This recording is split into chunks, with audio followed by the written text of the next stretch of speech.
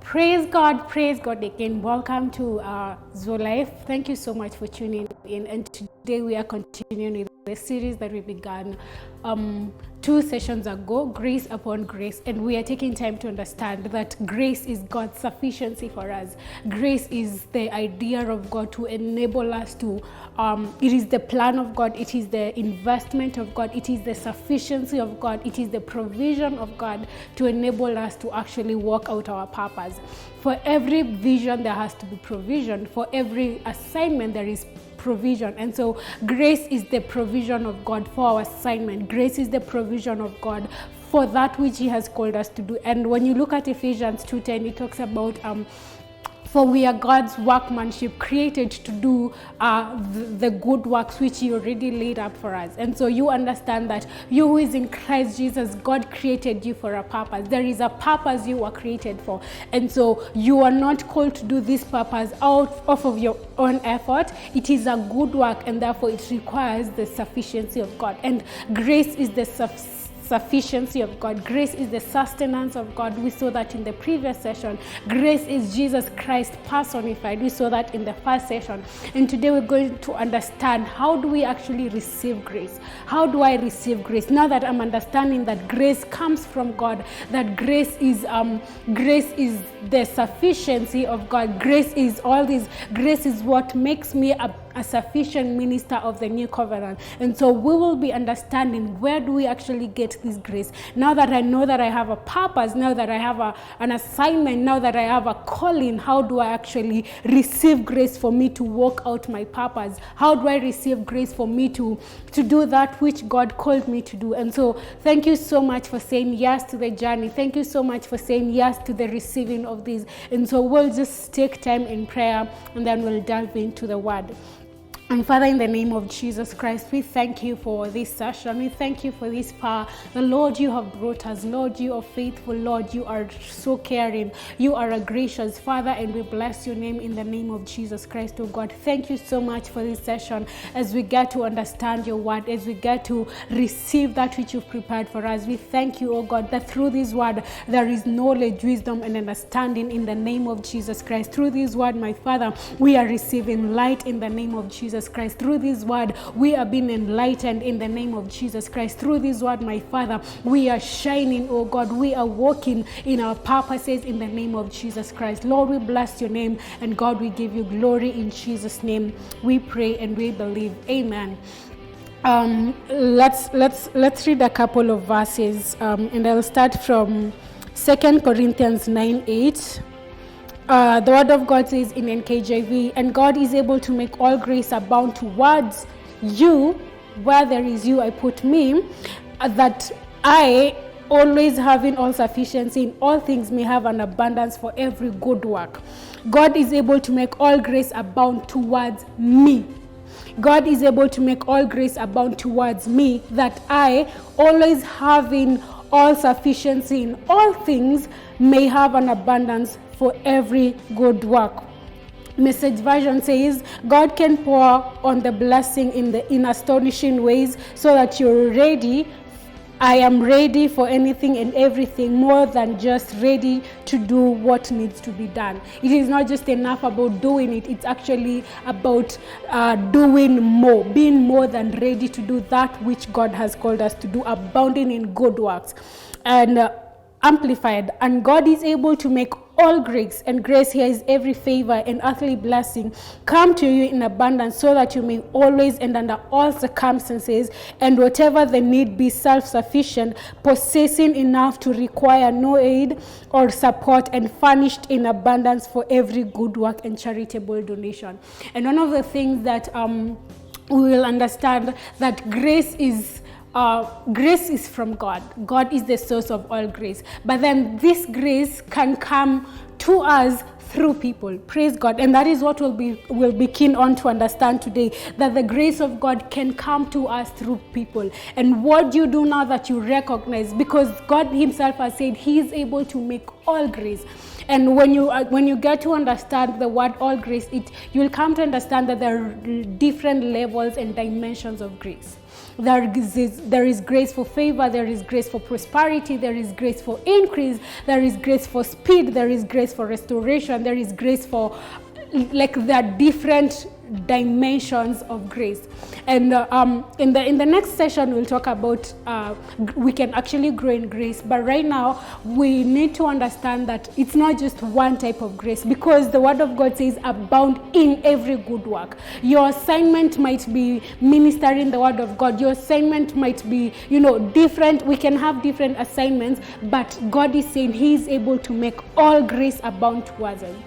Now that we've understood that there are different dimensions of grace, there are different types of grace, there are different levels of grace, that we can actually grow from one grace to another. Praise God. You can grow in the grace that you have. For example, if you have a grace in ministry, you can grow from one grace to another. You can rise in levels. You can rise from a basic level to a higher level. And that is the plan of God. The plan of God is increase. God has an idea of increase when he is thinking about us. And so God is able to make all grace abound towards us. And these graces are in people, and so God has a way of bringing that which we need. God has a way of supplying that which we need. God has a way of giving us that which we need for our purpose. Praise God. It is not just about toiling. You're not toiling. You're not trying to fulfill your purpose. God has actually invested.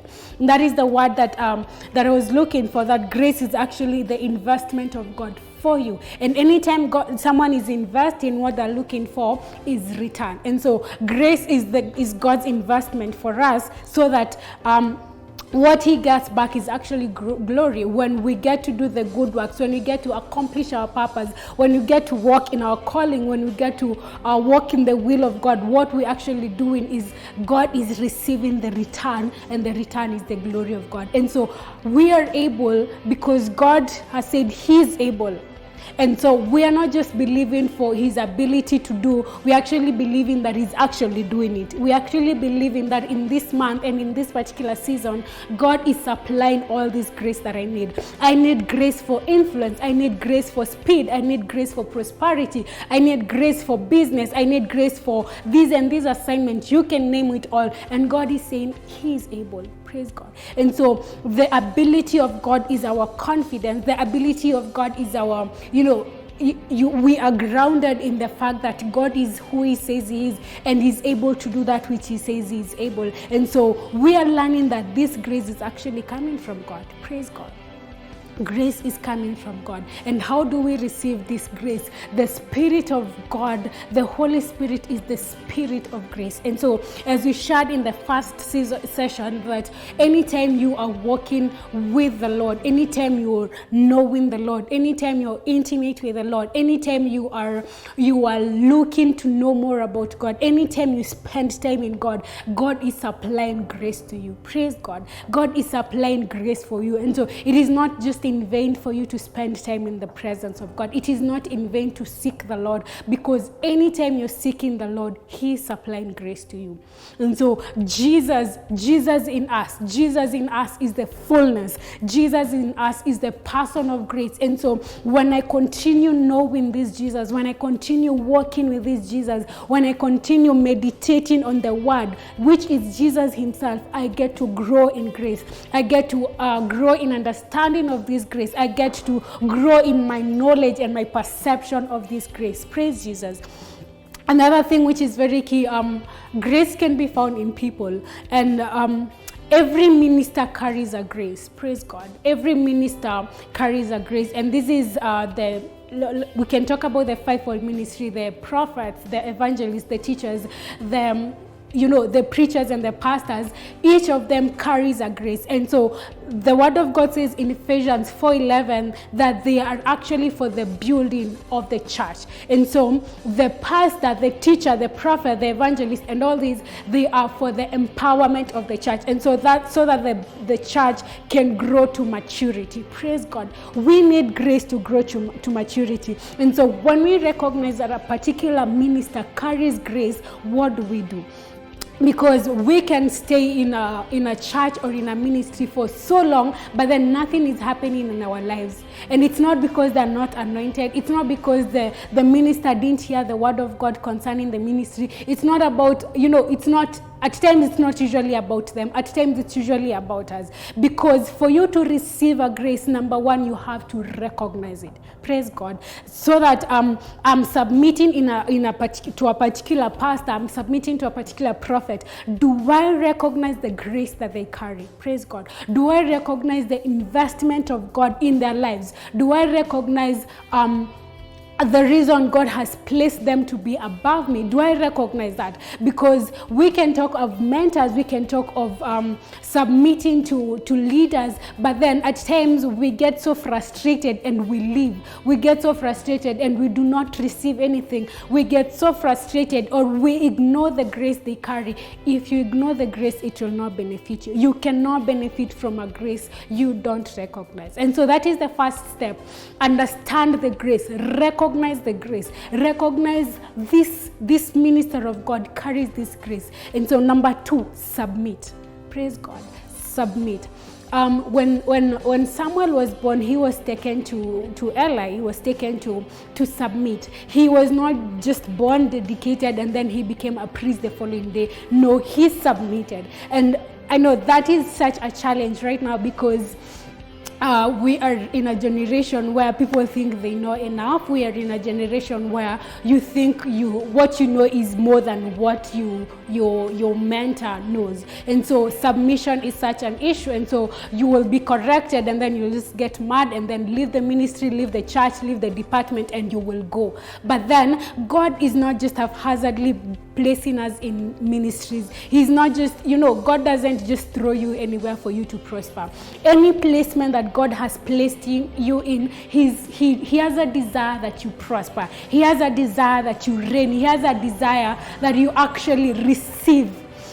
There is a verse that talks about they that are planted in the house of the Lord, there is prosperity. And so you can realize that some of us are in the house of the Lord, some of us are in churches or ministries, but then we are not prospering. Actually, we are just mark timing or retrogressing, but that is not the plan of God. And it all comes back to submission. Submission. Do you submit where God has called you or where God has placed you? Because even if God is calling you to be a business person, God will show you someone you can submit, or someone you can learn from, someone you can actually take tips from. If you're called to be a minister in church, God will place you under someone you can learn from, under someone who will correct you, under someone who will walk with you. But are we ready to submit? Because you cannot receive that which they carry unless you submit. You cannot receive the word of God coming through them unless you submit. Praise God. A grace you do not submit to, you cannot receive. Praise God. Another thing is actually now receiving. How do we receive the grace? Learn to value the grace. Learn to value the grace and invest in it. Praise God. Invest in it. Some people don't like this, but then there is a sowing. You actually sow to that. And it's when you're talking about sowing, it's not just about money. It's not just about materials, but it's actually about in and off of you. Are you sowing in this? Are you serving? Because when God has placed you under someone, serve. While you're submitting, serve. Don't submit passively. And you will tap into that grace which this person carries, which they carry for you. Because God is able to make all grace, but He will not push grace down your throat.